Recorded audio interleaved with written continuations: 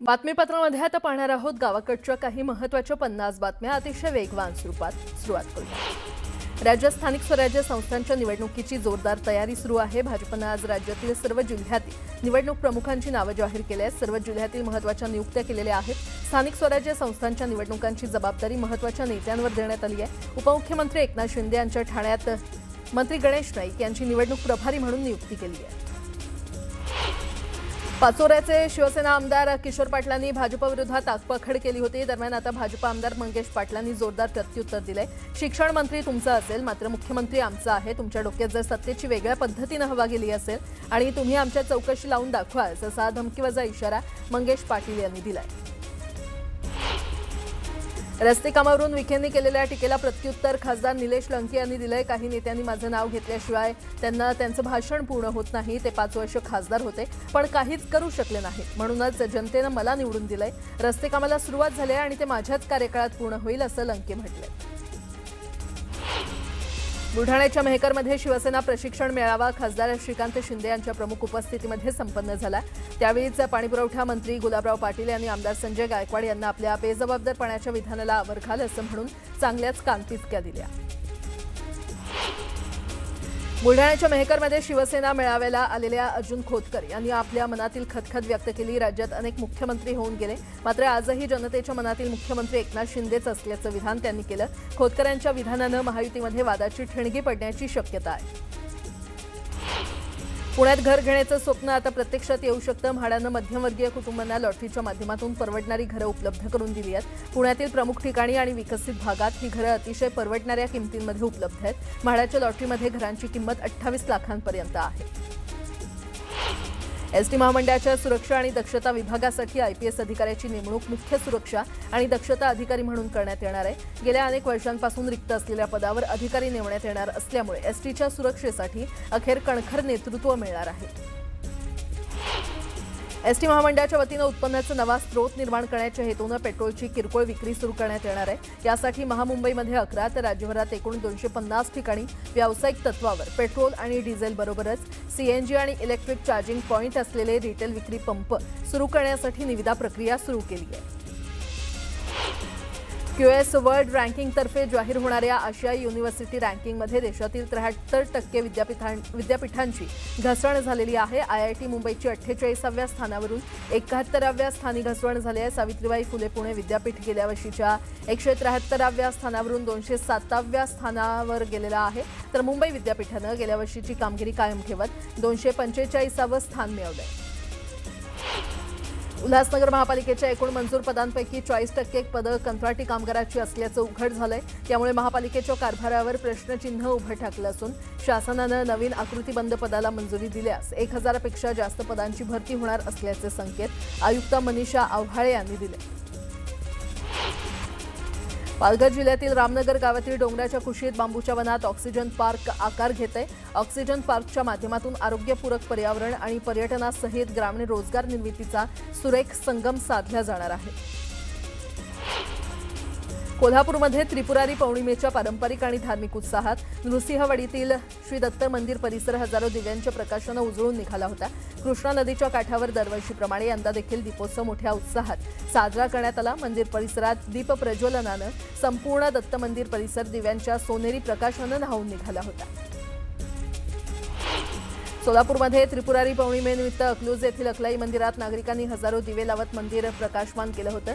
संध्याकाळी हजारो भक्तांनी मंदिर आणि परिसरात आकर्षक दिव्यांची रोषणाई केल्यानं मंदिर परिसर उजळून गेला होता. मावळमधील लोहगड या ऐतिहासिक दुर्गांच्या पायथ्याशी शिवस्मारकासमोर भव्य दीपोत्सव साजरा करण्यात आला. या दीपोत्सवात हजारो दिव्यांनी परिसर उजळून निघाला होता. तळेगाव दाभाडे शहरातील छत्रपती शिवाजी महाराज चौकात वाहतूक शाखेनं कारवाई करत बेशिस्त वाहन चालकांवर धडक मोहीम राबवली. फॅन्सी नंबर प्लेट, विना नंबर प्लेट तसंच काळी फिल्म लावलेल्या वाहनांवर दंडात्मक कारवाई करण्यात आली असून काही वाहन चालकांवर खटले देखील दाखल करण्यात आले. पवईतील ओलीस नाट्य प्रकरणात मृत आरोपी रोहित आर्या याची पत्नी अंजली आर्या आणि इतर कुटुंबियांचे जबाब गुन्हे शाखा पुढील 2 दिवसात नोंदवणार आहे. या जबाबातून आर्याच्या कृतीमागील नेमका हेतू स्पष्ट होण्याची शक्यता आहे. गुन्हे शाखेतील अधिकाऱ्यांच्या माहितीनुसार अंजली आर्या यांच्या सोयीप्रमाणे मुंबई किंवा पुणे इथे हा जबाब नोंदवला जाणार आहे. राज्यातील दुर्गम भागातही आता इंटरनेट सेवा पोहोचणार आहे. स्टारलिंक आणि सरकारच्या माहिती तंत्रज्ञान विभागाचा करार झालाय. मुख्यमंत्री देवेंद्र फडणवीस यांच्या उपस्थितीमध्ये हा सामंजस्य करार पार पडला. त्यामुळे आता उपग्रह आधारित इंटरनेट सेवा पोहोचवण्याचा मार्ग मोकळा झालाय. फलटणमधील डॉक्टर आत्महत्या प्रकरणी आरोपी गोपाळ बदनेला पोलीस उपनिरीक्षक पदावरून बडतर्फ करण्याचे आदेश पोलीस महासंचालकांनी दिले आहेत. आरोपी पीएसआय गोपाळ बदनेचं आधी निलंबन करण्यात आलं होतं. आता त्याला सेवेतून बडतर्फ करण्यात आलंय. गोपाळ बदनेला बडतर्फ करण्याचे आदेश दिल्यानंतर पीडित डॉक्टरच्या भावानं प्रतिक्रिया दिलेली आहे. ही न्यायाची पहिली पायरी आहे. इतर आरोपींवर देखील कारवाई व्हावी अशी मागणी महिला डॉक्टरच्या कुटुंबियांनी केली आहे. रत्नागिरी जिल्ह्यातील आंजर्ले समुद्रकिनारी एका पर्यटकानं कार थेट समुद्रात नेली. स्टंटबाजी करणं या पर्यटकाच्या अंगाशी आलं. संबंधित कार पाण्यात बुडाली असून चालक मद्यधुंद अवस्थेत असल्याचं स्थानिकांनी सांगितलं. नगरपरिषद आणि नगरपालिका निवडणुकांची आदर्श आचारसंहिता जाहीर झाल्यानं सिल्लोडमधील सकल संत महात्मा महंत सर्व शिवभक्त सकल हिंदू समाज याच्या वतीनं सुरू असलेलं आमरण उपोषण स्थगित करण्यात आलं. सिल्लोड तहसील कार्यालयासमोर सुरू असलेल्या या उपोषणाला भोकरदनचे आमदार संतोष दानवे यांनी भेट दिली होती.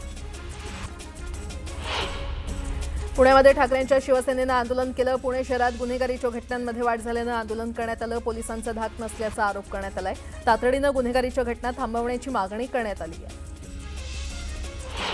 पिंपरखेडमध्ये ठार झालेल्या बिबट्यावर अंत्यसंस्कार करण्यात आले. माणिकडोह बिबट निवारण केंद्रात अंत्यसंस्कार करण्यात आले. या बिबट्याचं वजन तब्बल 64 किलो असून वय अंदाजे 6.5 वर्ष असल्याची माहिती आहे. उपमुख्यमंत्री एकनाथ शिंदे बिहारच्या दौऱ्यावर जाणार आहेत. 7 आणि 8 नोव्हेंबरला शिंदे बिहार दौऱ्यावर असून ते बिहार निवडणुकीसाठी एनडीए उमेदवारांच्या प्रचारासाठी सभा घेणार आहेत. उपमुख्यमंत्री एकनाथ शिंदेंनी कोल्हापुरातून रणशिंग फुंकलंय. विरोधकांची मोगलाई संपली. आता भगवं राज्य येणार. 3 डिसेंबरला दिवाळीपेक्षा मोठे फटाके फुटणार असा विश्वास व्यक्त करत स्थानिक स्वराज्य संस्थांवर महायुतीचाच भगवा फडकणार असं शिंदे म्हटलंय. राष्ट्रवादीचे कार्यकर्ते निवडणुकीसाठी सज्ज झालेत. पुढील 3 दिवसात निवडणुकीबाबत चर्चा होईल असं सुनील तटकरे यांनी स्पष्ट केलं. मंगळवारी महायुतीच्या समन्वय समितीची बैठक होणार असून युतीबाबत चर्चा होणार असल्याची ही माहिती तटकरे यांनी दिली आहे. बीड जिल्ह्यातील आगामी स्थानिक स्वराज्य संस्था आणि नगरपालिकांच्या निवडणुकांसाठी भाजपकडून मंत्री पंकजा मुंडे आणि आमदार सुरेश धस यांच्यावर महत्त्वाची जबाबदारी सोपवण्यात आली. पंकजा मुंडेंची बीड जिल्हा निवडणूक प्रभारी तर सुरेश धस यांची बीड जिल्हा निवडणूक प्रमुख म्हणून नियुक्ती करण्यात आली आहे. सिंधुदुर्गमध्ये स्वबळावर निवडणूक व्हावी असं विधान नितेश राणे यांनी केलंय. नितेश राणेंच्या या वक्तव्यामुळे आता नितेश राणे विरुद्ध निलेश राणे असा सामना रंगणार असल्याच्या चर्चा आहेत. रत्नागिरी जिल्ह्यातील भाजपचे जिल्हाध्यक्ष राजेश सावंत यांनी राजीनामा दिलाय. राजेश सावंत यांची मुलगी शिवानी सावंत माने शिवसेना उबाठा पक्षात आहे. शिवानी माने नगराध्यक्षपदासाठी निवडणूक लढवणार आहे. त्यामुळे राजेश सावंत यांनी भाजपच्या पदाचा राजीनामा दिलाय. जळगावमधील पाचोरा भडगाव नगरपालिकेसाठी भाजपनं रणशिंग फुंकलंय. शिंदेंच्या शिवसेनेच्या निर्धार मेळाव्यानंतर भाजपनं भव्य परिवर्तन मेळावा घेतला. त्यामुळे निवडणुकीआधीच महायुतीतील पक्ष आमनेसामने आल्यानं राजकारण रंगण्याची शक्यता आहे. मेळघाट मतदारसंघाचे भाजप आमदार केवलराम काळेंची नाशिकच्या आदिवासी विकास महामंडळाच्या संचालकपदी बिनविरोध निवड करण्यात आली आहे. आमदार काळे 4थ्यांदा संचालक झालेत. आदिवासी शेतकऱ्यांकडून आमदार काळेंचं अभिनंदन करण्यात आलं. महाराष्ट्र राष्ट्रीय विधी विद्यापीठाच्या नवीन कॅम्पसचं भूमिपूजन पार पडलं. या कार्यक्रमाला सरन्यायाधीश भूषण गवई मुख्यमंत्री फडणवीस उपस्थित होते. दरम्यान सरन्यायाधीश भूषण गवईंचा कार्यकाळ 23 नोव्हेंबरला संपणार असल्यानं त्यांचा यावेळी सत्कार करण्यात आला. मुंबई हायकोर्टाच्या नव्या इमारतीचा भूमिपूजन सोहळा पार पडला. देशाचे मुख्य न्यायाधीश भूषण गवई यांच्या हस्ते भूमिपूजन झालं. वांद्रे परिसरातील मुंबई हायकोर्टाची नवी इमारत उभी राहणार आहे. त्रिपुरारी पौर्णिमा अर्थात देव दिवाळी निमित्तानं नाशिकच्या रामकुंड परिसरामध्ये दीपदानासाठी मोठ्या संख्येनं भाविकांची गर्दी पाहायला मिळाली. देव दिवाळीच्या निमित्तानं गोदावरी घाट दिव्यांनी उजळून निघाला होता. त्रिपुरारी पौर्णिमेच्या शुभनिमित्तानं श्री क्षेत्र देहूनगरीत दीपोत्सवाच्या तेजानं शेकडो दिव्यांनी मंदिर परिसर प्रकाशमान झालं. तर मुख्य मंदिर परिसरात झालेल्या तुळशी विवाह सोहळ्याला भाविकांनी मोठ्या संख्येनं हजेरी लावली. त्रिपुरारी पौर्णिमेनिमित्त जुन्नर तालुक्यातील ओतूरचे ग्रामदैवत असलेल्या कपर्दिकेश्वराचं मंदिर हजारो दिव्यांनी उजळून निघालं. आकर्षक रांगोळ्या आणि दिव्यांनी मंदिर परिसर उजळून निघालं. महाराष्ट्र मध्य प्रदेश सीमेवरून वाहणाऱ्या वाघ नदीवर कोणी घाट इथे गंगा महाआरती करण्यात आली. 3000 दिव्यांनी कोणी घाट उजळून निघाला. जालना जिल्ह्यातल्या अंबडमधील मत्स्योदरी देवीचं मंदिर दिव्यांनी सजलं. त्रिपुरारी पौर्णिमेनिमित्त 11,000 दिव्यांची आरास करत दीपोत्सव साजरा करण्यात आला. त्रिपुरारी पौर्णिमेनिमित्त पुण्यातील श्रीमंत दगडूशेठ हलवाई गणपती मंदिरात दीपोत्सव साजरा करण्यात आला. हजारो दिव्यांनी मंदिर उजळून गेलं तर मंदिराला आकर्षक फुलांनी सजावट करण्यात आली. त्रिपुरारी पौर्णिमेनिमित्त पुण्याच्या श्रीमंत दगडूशेठ गणपती मंदिरात अन्नकोट साकारत 521 पदार्थांचा महानैवेद्य दाखवण्यात आला. मिठाई आणि फराळाचं तिखट गोड पदार्थ आणि विविध प्रकारच्या फळांपासून करण्यात आलेली आकर्षक आरास आणि विविध रसास्वादाचे पदार्थ बाप्पाला अर्पण करण्यात आले. त्रिपुरारी पौर्णिमेनिमित्त वटवृक्ष मंदिरात हजारो स्वामी भक्तांनी दर्शन घेतलं. मंदिरात अनेक पालख्यांचं आणि दिंड्यांचं आगमन झालं. संजीवन समाधी सोहळ्यासाठी विठ्ठलाच्या पालखी सोहळ्याचं प्रस्थान झालं. विठ्ठलाच्या पादुका 2014 पासून विठ्ठल महाराज वास्कर यांच्या पायी दिंडीसोबत आळंदी इथे नेण्यात येतात.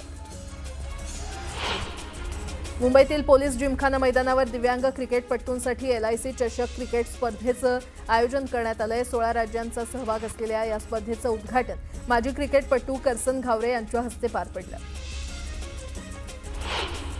सिल्लोडमध्ये सद्गुरू सुखरामजी महाराजांचा परममोक्ष तिथी सत्संग महोत्सव मोठ्या उत्साहात संपन्न झाला. या 2 दिवसीय महोत्सवात अनेक उपक्रम राबवण्यात आले. यावेळी मोठ्या संख्येनं नागरिक उपस्थित होते. कोपरगावच्या टाकळी शिवारात बिबट्याच्या हल्ल्यात 4 वर्षीय बालिकेचा मृत्यू झालाय. या घटनेनंतर संतप्त जमावानं मृतदेहासह नगर मनमाड मार्गावर रास्ता रोको केला. दरम्यान पोलिसांसह वनविभागाचे अधिकारी घटनास्थळी दाखल झाले. छत्रपती संभाजीनगर रेल्वे स्टेशन परिसरात लघुशंका करणाऱ्या तरुणाचा व्हिडिओ व्हायरल झाला होता. माफी मागूनही व्हिडिओ व्हायरल केल्यानं तरुणानं विहिरीत उडी घेऊन आत्महत्या केली.